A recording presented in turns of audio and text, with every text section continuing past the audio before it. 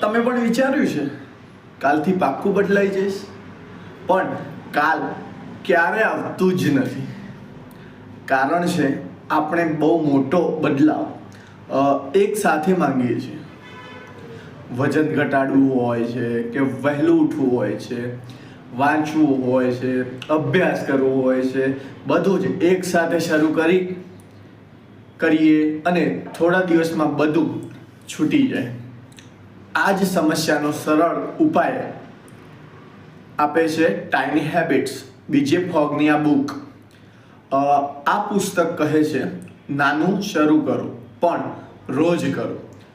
મોટી આદત બનાવવા માટે મોટી પ્રેરણા જરૂર નથી, માત્ર નાનું એક્શન, યોગ્ય સમય અને થોડી ખુશી, બસ એટલું જ.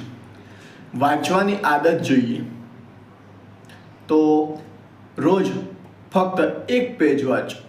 વહેલું ઉઠવું છે તો એલાર્મ વાગે ત્યારે માત્ર પથારી પર બેસી જાઓ. કસરત શરૂ કરવી છે, ફક્ત એક પુશઅપ કરો. એ નાનું છે પણ સતત છે. બીજે ફોગ કહે છે કોન્સિસ્ટન્સી મોટિવેશન કરતાં વધારે શક્તિશાળી છે. નાના પગલાં જ મોટા પરિણામ લાવે છે. આ નાની આદતો ધીમે ધીમે તમારી ઓળખ બદલે છે અને પછી સફળતા આપમેળે તમારી તરફ આવે છે. આજે એક નાની આદત પસંદ કરો અને અત્યારે જ શરૂ કરો, કારણ કે નાનો બદલાવ મોટી અસર લાવે છે.